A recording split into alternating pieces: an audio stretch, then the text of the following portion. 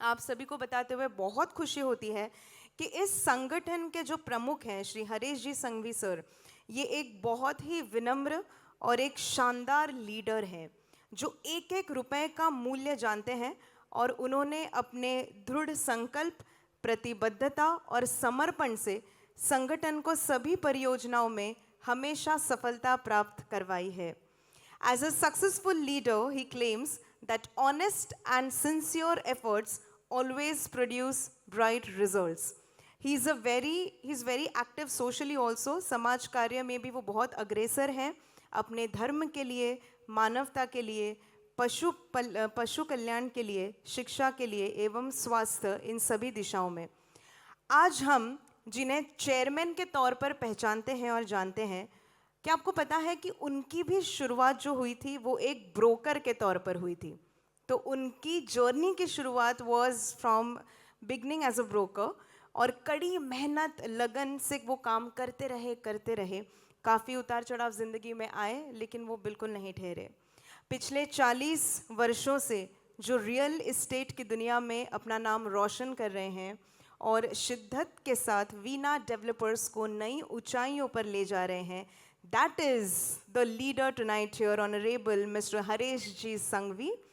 I am sure यहाँ पर जितने भी हमारे पार्टनर्स हैं जिन्हें इनके जर्नी के बारे में पता है, सफ़र के बारे में पता है, आप ज़रूर इनसे प्रेरित होंगे, क्योंकि अगर वो एक ब्रोकर से लेकर इतने नामांकित बिजनेस डेवलपर तक का सफ़र तय कर सकते हैं तो मुझे लगता है जितने भी लोग यहाँ उपस्थित हैं हर एक व्यक्ति में वो कौशल्य और क्षमता है कि आप भी ये कर सकते हैं।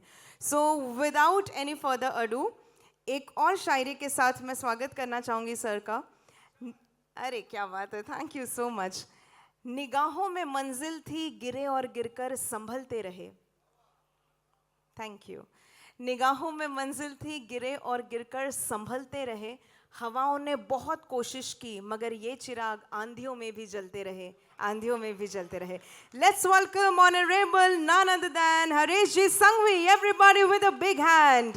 यस, स्टैंडिंग ओवेशन मिलना ही चाहिए because he is the man and he is the one behind this grand successful evening.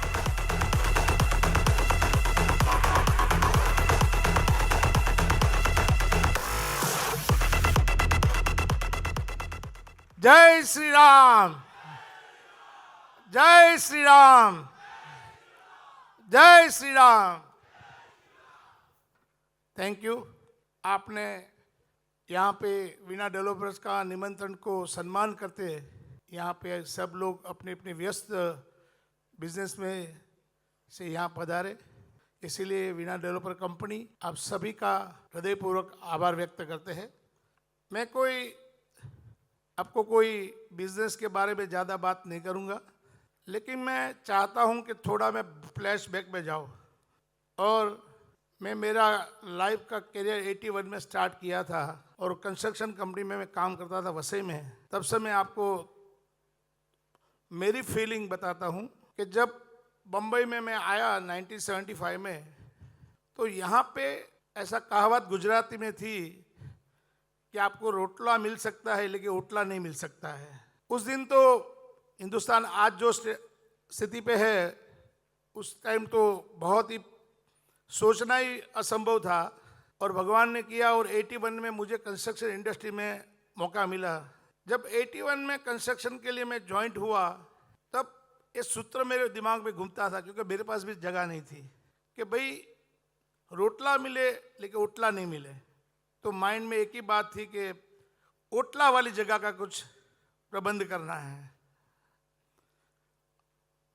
और कंस्ट्रक्शन कंपनी में मैंने जिस जॉब करना चालू किया, तब से मन में सोच कर रहा था कि भाई कहीं ना कहीं ये जो ओटले वाली बात है वो अपनी तरफ से करनी चाहिए। लेकिन उस वक्त में लोगों की सिचुएशन ऐसी होती थी कि 1-2 लाख का फ्लैट लेना ही बहुत मुश्किल होता था। और मैं जिस कंपनी में काम करता था, मैं लाइव आज वो चित्र देख रहा हूँ कि जितनी भी फैमिली बुक करती थी, तो फैमिली जिस दिन फ्लैट लेने को आती थी तो हस्बैंड वाइफ दोनों साथ में आते थे और गहना पूरा भर के लेके आते थे। लेकिन जिस दिन हम लोग पोजीशन देते थे तभी पूछते थे कि भाई आपका ये सारा गहना पहन के आया थे तो अभी क्यों इतना बिल्कुल नहीं है। तो वो बताते थे कि सर ये मैं आपको जो बात बताऊँ वो हकीकत बता रहा हूँ कि सर ये हम लोग आपके वहाँ फ्लैट का जो इन्वेस्टमेंट किया ना, तो हमारे पास कोई और कोई अरेंजमेंट नहीं था, तो हमने सुहाग का एक मंगलसूत्र छोड़ के सब कुछ बेच दिया। तो ये स्थिति को समझ में आती थी कि भाई बॉम्बे में घर लेना इतना आसान नहीं था, लेकिन मन में एक सपना था कि हमको तो घर बना के देना है लोगों को, और भगवान ने किया। और 82 में बॉम्बे में HDFC कंपनी ने, HDFC लिमिटेड ने लोगों को हाउसिंग लोन देना चालू किया। तो एक जीवन में होप बढ़ी कि भाई लोगों को पैसा का अरेंजमेंट नहीं हो सकता है, लेकिन हाउसिंग लोन लेके तो फ्लैट ले सकते हैं। हमने 82 में रेमंड हाउस में पहली उसकी ऑफिस की ओपनिंग हुई थी, तब मैं वहाँ जाता था और हाउसिंग लोन के बारे में समझता था। बट जब बायर्स के पास ये बात पुटअप करता था तो बायर्स ऐसे बताते थे कि सर लोन कैसे लिया जाता है, क्या हमको फैमिली को बर्बाद करना है। लेकिन धीरे धीरे लोगों को समझ में आई, क्योंकि उस वक्त ये CP का दौर नहीं था, बहुत ही कम बॉम्बे में रियल एस्टेट में काम करते थे, वो भी बड़े घाटकोपर जैसे है, जैसे कि अंधेरी है, जैसे कि पारलात है, इस एरिया में ही कोई कोई गिने चुने ब्रोकर रहते थे जो नामचीन होते थे। तो सपना तो था कि भाई बिल्डिंग में जाना तो है और रोटला तो बॉम्बे में देना ही है। 82 से 85 तक समझ किया कि लोन किस तरह दिया जाता है लोगों को, और लोगों को कैसे कन्विंस किया जाता है कि भाई लोन लेने से ही अपना घर मिल सकता है। बाद में तो बहुत हाउसिंग फाइनेंस कंपनियां चालू हुई, लेकिन HDFC is the first company. तभी नेशनलाइज बैंक कोई लोन नहीं देती थी, कोई भी नेशनलाइज बैंक लोन नहीं देती थी, सिर्फ HDFC ने स्टार्ट किया था। लोगों को लोन देके फ्लैट देने का एक सपना स्टेप आगे बढ़ा हम, कि लोन देके लोगों को फ्लैट दे सकता है। फिर मैंने 86 के एंड में वसई में कंस्ट्रक्शन का बिजनेस चालू किया। साथ साथ में मैं भी एक रियल एस्टेट ब्रोकर भी रहा। हालांकि मैं बहुत फ्लैट सेल में काम नहीं किया, लेकिन मैंने जमीन में बहुत बड़ा काम किया। मैं 5 साल के अंदर मैंने उस जमाने में 5 करोड़ फुट FSI बेची थी, 5 करोड़ फुट FSI बेची थी मैंने 1986 से 91-2 के अंदर। उसके बाद में एक दौर नया शुरू हुआ कि जब मैं कंस्ट्रक्शन इंडस्ट्री में साथ में जुड़ा, तो जो होटले की बात थी वो CG बाबा ने जीवन में आगे एक स्टेप बढ़ाने का मौका दिया। लेकिन साथ साथ में जो how to sell the flats, वो एक बड़ा इशू था। तभी मार्केटिंग नहीं थी, डिजिटल मार्केटिंग नहीं थी, कोई मीडिया इतना पावरफुल नहीं था। तब जाके 1987-88 के अंदर CP ब्रोकरों की चैनल मिलने चालू हो गई। तो हमको तीसरा स्टेप मिला कि भाई अब जाके रियल पार्टनर भी, फाइनेंस पार्टनर भी हो गया, सेल पार्टनर भी हो गया, तो अब बिजनेस करने के लिए आसान हो जाएगा। और उस वक्त में जो CP ब्रोकर काम करते थे, वो लोग को मुश्किल से एक फ्लैट महीने में बेच दिया तो बहुत बड़ी बात होती थी, क्योंकि कस्टमर को ढूंढना पड़ता था। सिर्फ आज की तारीख में तो मोबाइल से बात कर सकते हैं, आज की तारीख में तो आप मीडिया से कांटेक्ट कर सकते हैं, बहुत सारे सोर्सेज हो गया है। लेकिन वहाँ मुश्किल से 1-2 फ्लैट मुश्किल से बेच पाया तो, लेकिन होप कभी छोड़े नहीं। और उस दिन से माइंड में था कि आगे तो करना ही है कुछ। भगवान ने किया, 91 के दौर के बाद में बॉम्बे में हम लोग शिफ्ट हुए और फिर कांदिवली में महावीर नगर में मैंने प्रोजेक्ट की शुरुआत की और वहाँ पे इनमें से बहुत सारे मेरे अजीज दोस्त लोग भी हैं जिसके साथ में मैंने काम किया है और इन सब सीपी लोग ने मुझे एक बहुत पुशअप दिया है। तो 91 के बाद का थोड़ा सिनेरियो चेंज होने लगा। पहले हम 10,000, 20,000 फुट, 25,000 फुट बनाते थे, फिर लाख फुट तक पहुंच गए कि भाई लाख फुट बनाना है, क्योंकि आप लोग को साथ सहकार मिलने लगा। और 92 के बाद में हमने महावीर नगर में जब काम चालू किया तो 3 चीज़ मैंने बहुत ध्यान में रखी है कि जब सीपी अपने ऑफिस में लेके आता है उसके पहले क्लाइंट उसको पूछते हैं कि भाई मैं जिस जगह पे पैसा लगा रहा हूँ मेरी सेफ्टी तो है ना। वो ट्रस्ट इज़ वेरी इंपॉर्टेंट, क्योंकि मैं आपको पहले जो फ्लैशबैक में लेके जाने के पीछे का जो रीज़न है अभी आपको समझ में आएगा कि एक औरत अपना 1 लाख का या 60,000 या 70,000 का फ्लैट के अंदर पूरा गहना, उस दिन सोने का भाव 3,000 रुपया था, 2,000 रुपया भाव था, तो पूरा गहना बेच के भी फ्लैट नहीं ले पाती थी। तो सीपी से पूछते थे कि भाई जिस डेवलपर के पास लेके जाते हो तो हमारी सेफ्टी तो है ना। तो हमने लाइफ में एक डिसीजन लिया था कि किसी का भरोसा तोड़ना नहीं चाहिए। उस भरोसे के ऊपर ही आज मैं यहाँ आपके सामने खड़ा हूँ। तो सीपी लोग ने हमारे पे बहुत ट्रस्ट किया और कस्टमर लोग ने भी हमको बहुत विश्वास हमारे पे रखा, क्योंकि एक ही चीज़ ऐसी है बिल्डिंग इंडस्ट्री की कि इसमें पहले पैसा देते हैं, बाद में डिलीवरी देते हैं। तो लोगों को अपनी लाइफ का इन्वेस्टमेंट बिल्डर के पास करके जाते हैं। तो पहला प्रिंसिपल ट्रस्ट बनाने का था। दूसरा कमिटमेंट का मैं बहुत पक्का हूं। जब बिल्डिंग का मैंने कोई डेट अनाउंसमेंट कर दिया कि इस टाइम में पोजीशन देना है तो मुझे देना ही है। इसका एक एग्जाम्पल मैंने वसई का तो एक एग्जाम्पल है कि महावीर नगर का एक एग्जाम्पल दे सकता हूँ। यहाँ महावीर नगर वाले बहुत लोग बैठे हैं कि वीणा संतूर प्रोजेक्ट जब हमारा चालू था 80-90% प्रोजेक्ट पूरा होने की तैयारी में था, तब लेआउट के अंदर एक स्टे आ गया था और किसी को फ्लैट बेचने का, न लेने का, न डेवलप करने का कोई पूरा बंद हो गया। मेरे साथ में 4-5 डेवलपर और भी थे, उसने सब आगे पीछे करके बैक डेटेड ये वो करके किया। मैं बोला नहीं, मैं लड़ूंगा। मैं हाई कोर्ट में लड़के उस टाइम 250 फ्लैट का बिल्डिंग था ये, और मैंने कस्टमर को बुला के बोला था कि आपको पैसा चाहिए तो आज ले लो, या तो मुझे खाली ब्लेसिंग करना, मैं कोर्ट में जीत के आऊँगा। मैं केस जीता। उस वक्त मैंने जिस दाम में प्राइस में बेचा था और जब स्टे वेकेट हो गया 1 साल के बाद में, तब प्राइस दुगना हो गया था। लेकिन मैं किसी बायर से कभी 1 रुपया एक्स्ट्रा नहीं लिया। ये जितने भी महावीर नगर वाले हैं उसको पता है।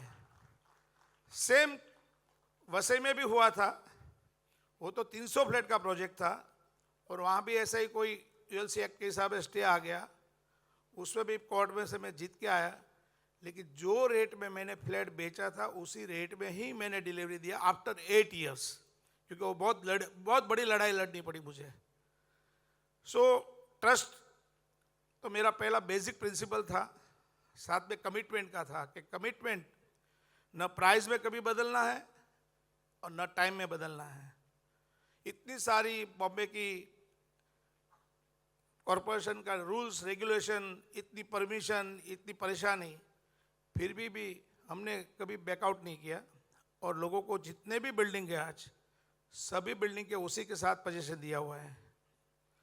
तो सीपी को भरोसा तो था ही, साथ साथ में कमिटमेंट भी था। तो उसको और विश्वास आया कि भाई यहाँ माल बेचेंगे तो टाइम टू टाइम डिलीवरी तो दे देंगे। तो उस जो बायर उसके पास एक फ्लैट ले लिया, वो 5 आदमी को लेके आता था कि भाई आप और अब हमसे दिलाओ। तो आपका भी बिजनेस तो साथ में बढ़ा, तो आप और हम दोनों साथ में चले ना। तीसरा, कि जो हम फ्यूचर का भी अनाउंसमेंट करते थे तो लोग पहले पेपर में प्रोजेक्ट बेचते थे। मैंने लाइफ में कोई भी प्रोजेक्ट बिना परमिशन से बेचा नहीं है। परमिशन आने के बाद में ही मैंने प्रोजेक्ट चालू किया। या तो मैंने भूमि पूजन करने के बाद में प्रोजेक्ट नहीं बेचा, मैंने कंस्ट्रक्शन स्टार्ट करने के बाद में ही प्रोजेक्ट बेचा है। और निकुंज जब 2013 में बिजनेस में मेरे साथ, वो तो लंदन शिफ्ट होना चाहता था, लंदन रहना चाहता था, लेकिन 2013 में मेरे साथ जुड़ा तो मेरी ये सब टर्म्स कंडीशन पहले उसके साथ की गई थी कि 8 टर्म्स और 1 कंडीशन के अंदर ही बिजनेस करना पड़ेगा, तो ही मैं अलाउ करूंगा। क्योंकि उस टाइम उसके यंग जनरेशन, इतने दोस्त सब BMW में सब घूमने वाले लोग थे, वो फॉर्च्यूनर में जा रहा था। तो मैं उसको पूछता था, बेटा फॉर्च्यूनर क्यों जा रहा है, BMW लेके जा। बोलता नहीं पापा, है जिस दिन मैं अपनी कमाई करूंगा, अपने नाम से बोलूंगा, तब जाके मैं कोई इम्पोर्टेड गाड़ी लूंगा, नहीं तो मैं ये फॉर्च्यूनर में जाऊंगा। ये सब बात मैं बता रहा हूं, उसमें एकदम फैक्ट 100% बात बता रहा हूं। 2013 में जब पहली बार चेयर पे बिठाया था, तब पूछा कि देखो भाई, बिजनेस करना तो ये एथिक्स तो मेंटेन करना पड़ेगा, अदरवाइज मैं आपको जो पैसा चाहिए मैं देता हूं, आप बिजनेस दूसरा करो, लेकिन विना डेवलपर कंपनी का नाम यूज नहीं कर सकेगा। उसने बोला पापा मेरे को खाली 3 साल दे दो, और 3 साल के बाद में आप मुझे बोलना कि मैं क्या कर सकता हूं। और भगवान की मेहरबानी से, माता पिता के आशीर्वाद से निकुंज ने 10 साल में इसमें जितना भी आपको प्रोजेक्ट दिखाया, उसमें 50% योगदान निकुंज का है। और निकुंज के साथ में मेरा भाई का, हम 2 भाई हितेश और मैं था। हितेश भाई 2012 में एक्सपायर्ड होने के बाद में, धवल बहुत छोटा था, अब 2 साल से उसको भी बिजनेस में साथ में ले लिया है। तो आने वाले दिन में, अब मैं तो सोशल एक्टिविटी में ज़्यादा जाने वाला हूँ, तो निकुंज के साथ साथ में धवल को जोड़ रहा हूँ। और मेरी 2 बहू और बेटी है, वो भी इस बिजनेस में साथ में जुड़ी हुई है। तो भगवान की कृपा से, आप लोग का आशीर्वाद से ये मुकाम यहाँ पे लेके आया हूँ। लेकिन आने वाले दिन में कम से कम निकुंज ने 30 से 40 लाख फुट का एक्विजिशन कर चुका है। उसमें से कई प्रोजेक्ट की IOD पर आ चुकी है हमारे पास, लेकिन हम अनाउंसमेंट जब तक नहीं करेंगे, जब तक बिल्डिंग CC आ जाएगी, काम चालू हो जाएगा, उसके बाद में आपको प्रोजेक्ट बताया जाएगा। लेकिन एक प्रोजेक्ट, और जो उसने एक्विजिशन के लिए दिन रात जो मेहनत की है, वो रात को 12 बजे तक सोसाइटी के साथ मीटिंग करते हैं रात को, और इतनी भी सोसाइटी वाले जितने आते हैं, they all are the happy. तो मेरे लिए जीवन का तो सबसे बड़ा बेनिफिट यही है कि मैंने बिजनेस में तो सक्सेस पाया, लेकिन साथ साथ में निकुंज ने जो एक काम दिखाया, और आने वाले दिन में जो एक विज़न है, जो मेरे पास इतनी नहीं थी, इतनी उसके पास विज़न है। और इतनी छोटी उम्र में MCHI में आज ट्रेजरर बन गया है, और सेक्रेटरी भी बन रहा था। मैंने उसको ब्रेक लगाया कि 2 साल रुक जा, उसको सेक्रेटरी भी बना रहा था, मैंने नहीं बनने दिया, क्योंकि सेक्रेटरी की जिम्मेदारी बहुत सारी आ जाती है। और मैं सिर्फ बिजनेस में नहीं जुड़ा हूँ, मेरा बिजनेस तो एक पैशन था। मैंने 40 साल तक बहुत मेहनत की, लेकिन साथ साथ में मैं 92 से धार्मिकता के साथ बहुत जुड़ा हूँ। मैं कई भागवत सप्ताह है, कई रामायण कथाएं बॉम्बे में और बाहर बहुत जगह पे करवाई है। साथ साथ में मैं हॉस्पिटल भी बनवाई है, हॉस्पिटल के अंदर मेरा योगदान भी है। मेरे गांव महुआ में है, उधर स्कूलों में मेरा बहुत एक्टिविटी रहती है। यमुना आंदोलन के लिए हमने, जो यमुना अभी ओरिजिनल मथुरा में जो जा रही है, वो सही यमुना है ही नहीं, उसके लिए 2011, 2013, 2015 में हमने बहुत बड़ा आंदोलन किया था। मथुरा से दिल्ली तक 50,000 आदमी पैदल आते थे। उसका डेली का सुबह दोपहर रात को खाना का बंदोबस्त हम लोग करते थे। साथ में मैंने 2013 से मैंने गरीब लोगों को, जब जितनी कथाएं हुई है उसमें जो रास्ते पे रहते हैं लोग को मैंने पक्का मकान बना के दिया है। आज तक मैंने 50 मकान पक्का बना के लोगों को फ्री में दिया है। लेकिन 2013 के बाद में 14 में जब भाजपा सरकार आ गई तो मैं बरसाना में गौशाला के साथ जुड़ गया था। उस वक्त हम लोग जो गाय को कत्ल खाने में भेज देते थे, स्लॉटर में जा रही थी, उसको हम रुकाते थे। तो उस वक्त तो हमको 2013 तक कोई प्रोटेक्शन ज़्यादा नहीं मिल रहा था। 14 के बाद में बहुत आसान हो गया हमारे लिए। आज वो गौशाला मान मंदिर संस्था ट्रस्ट के नाम से चल रही है और माताजी गौशाला हमारा गौशाला का नाम है माताजी गौशाला। उसमें आप बिलीव नहीं करेंगे, जो काऊ 13 साल के बाद लाइफ में रिटायर्ड हो जाती है, लोग घर से छोड़ देते हैं। जैसे अपने आज वृद्धाश्रम चलते हैं, माता पिता को लोग छोड़ देते हैं, इसी तरह गायों को भी छोड़ देते हैं, क्योंकि बच्चा देना बंद करेगा तो दूध बंद होता है, और रास्ते में छोड़ देते हैं। वो सेंसिटिव एनिमल होने से घर छोड़ते नहीं हैं, तो उसको लोग मार के, जला के, पैर तोड़ के, सींग तोड़ के बेचते, फिर गाय घर छोड़ देती है। उन सब गाय हम बरसाना में आज गौशाला चला रहे हैं। उसमें आज 65,000 काउ इन वन रूफ, 65,000 गाय, एक गांव से भी ज़्यादा। और जिनको भरोसा नहीं आता था उनको मैं लेके जाता हूँ बम्बई से, स्पेशल मेरे साथ में लेके जाता हूँ। अभी मैंने 100 आदमी को लेके गया बम्बई में, जो सारे श्रीमंत लोग थे, उसको लगा कि ऐसी गौशाला हो ही नहीं सकती है। मैं बोला आओ मेरे साथ में, ये पिछले महीने की बात है। और वो देखने के बाद में 2-3 बड़ी बड़ी कंपनी वाले थे, उसने हमको 1 करोड़ से ज़्यादा डोनेशन मुझे दिया। लेकिन 65,000 गाय का संरक्षण उधर हो रहा है, और हमारे पास हॉस्पिटल भी है, डेली 40 से 50 ऑपरेशन हो रहा है। तो ये सोशल एक्टिविटी भी मेरी साथ में चलती है। हम महुआ में अखंड रामधुन कीर्तन चलाते, इसीलिए मैंने आपको जय श्री राम का सूत्र दिया। मैं तो पक्का वैष्णव हूँ, लेकिन मैंने 28 साल पहले अखंड रामधुन महुआ में चालू की है। वो 24/7, नॉट ए सिंगल मिनट बंद नहीं रहती है। उसका आज हमारा 28वां साल चल रहा है। तो बिजनेस तो ज़रूरी है, हर एक को कमाना भी ज़रूरी है, साथ साथ में मेरी एक सोशल एक्टिविटी भी है। और अब दवेल एकदम इस प्रोजेक्ट के अंदर आ जाएंगे तो मेरा रास्ता उस और ज़्यादा चल जाएगा। लेकिन आप सब यहाँ आए, आपने हमारे पे जो भरोसा किया, और एक ही गारंटी दे सकता हूँ कि आप जब वीणा डेवलपर्स के साथ में बिजनेस करेंगे तो आपका और आपका क्लाइंट का पैसा कभी खुटा नहीं होएगा। इतना मैं आपको वादा और भरोसा करता हूँ। और थैंक यू, बहुत बहुत धन्यवाद, आभार।